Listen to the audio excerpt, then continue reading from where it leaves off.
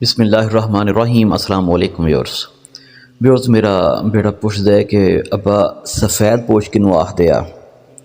मैं टाल दिता कि हजे पुख्ता ज़हन ते है कोई नहीं बच्चे दा, छोटा बच्चा इन्हूं मैं की संगनियां संगनियां गल्लां पे समझावां ते दस्सां कि अमीरां दी वुसअत ते गरीबां दी भुख दे दरम्यान च जिहड़ा तबका वसदा उहनूं असीं सफ़ेद पोश आखने आ, इहनूं ही मतवसत आखने आ। क्योंकि दरसी किताबां च सानूं सफ़ेद पोश दा तकरीबन यही तर्जमा मिलिया सी। मैं अपने ख्यालों च सोच पै गया कि वाकई सफ़ेद पोश तबका भी उस किड्डे अजीम लोग होंदे आ।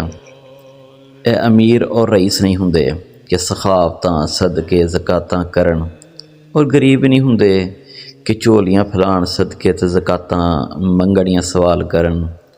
ਇਹ बेचारे गुरबत दे दरिया च अपनी औकात ते हसीयत दे मुताबक अपनी आमदनी की कश्ती च बह के अल्लाह के सहारे जिंदगी बसर कर जाते हैं।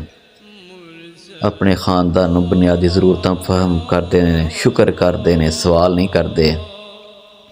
उन्होंने बच्चे अगर उन्होंने आमदन तो वध के कुछ डिमांड कर भी लैन तो उन्होंने यह कह के टाल देंगे ने कि पुत्र फसल आती है तो लै दाँगा, या तनख्वाह आएगी तो लै दाँगा, या दुकान है तो चलो ईद शबरात आने वाली है, सेल वध जानी तो मैं लै दाँगा। पर भी उस उन्होंने फसल तनख्वाह तो सेल उन्होंने पुराने कर्ज़ियां नूं ही थोड़ा जिहा घट करके गायब हो जाती है। लिहाजा बच्चों की भी डिमांड फिर नवे कर्जे लैके पूरी कर छड़ते हैं। अगर अल्लाह ना करे कोई आफत, कोई जलजला, कोई सैलाब आ भी जाए तो उन्होंने हिस्से की जी इमदाद होंगी वो भी पेशावर भिखारी मंगण वाले लुट के या खो के लै जाते हैं।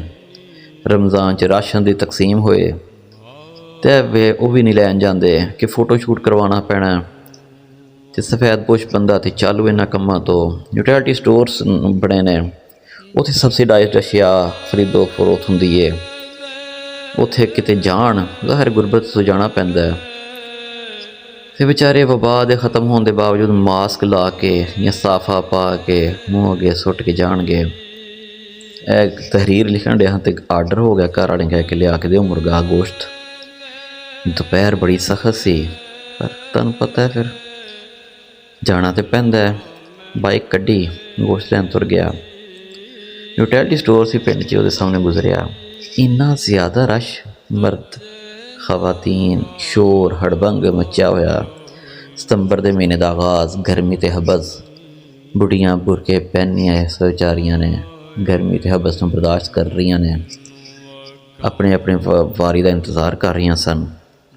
यूटिलिटी स्टोर के मुलाजम इन्हां बुढ़ियां ते बंदियां दे मोबाइल नंबर लेंदे ने, शनाख्ती कार्ड लेंदे ने, फिर उन्होंने एक मोबाइल नंबर एक नंबर पर सेंड करते जे, फिर उन्होंने मोबाइल नंबर पर कोड आ रहा है और फिर कोड उन्होंने यूटिलिटी स्टोर वाले दसते हैं, वो फिर वह इंदराज करता है। फिर एक मोबाइल नंबर तो एक आटे का सैला जनाब को दिता जा रहा है। मैं एक्टिविटी देख रहा वहाँ। यूटिलिटी स्टोर के कोल एक डिपार्टमेंट स्टोर है, उत्थे खलोता बच्चों ने कुछ खरीदना सी। स्टोर वाले ने मैं पूछा कि यूटिलिटी स्टोर तो रोज़ ही रूटीन है, तो उन्होंने दस्या कि नहीं पाए ना, इस तरह बस उदन होंदा जिदन आटा आंदा है। आटा आंदा है मतलब आटा रोज़ नहीं मिलता? नहीं जी नहीं, कदी कदी गड्डी आती है। मैं हजूम वाल वेख्या, मेरे शनासा चेहरे भी सन जिन्होंने मैं साहब हसीयत समझदा सन, पर मैनू उन्होंने एवं बंदा सच के उत्थे वेख के दुख होया। एक सोशल मीडिया इन्फ्लुएंसर, एक यूट्यूबर, हज़ारां लोग मेरियां पोस्टां वेखते हैं, तस्वीरां वेखते हैं, वीडियोज़ वेखते हैं। मैं मोबाइल कढ़िया, कुछ तस्वीरां या वीडियो बनाना ताकि अरबाब इख्तियार वेखण तो इन्हां लोगों की आसानी लई कुछ इकदाम करन। हजे मैं कैमरा ऑन नहीं होया सी कि एक 60-70 साल का नहायत नफीस और शरीफ आदमी जिहड़ा मैनूं अगे भी जानता सी मेरे को आया तो बोलिया, पुत्र तस्वीर ना बनाई, सफ़ेद पोश बंदे का पर्दा ही हुंदा ही।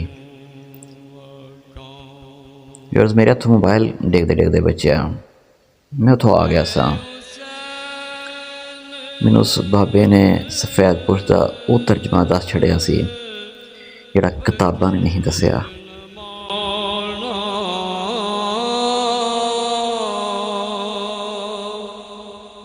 जाती मौत निहाल नी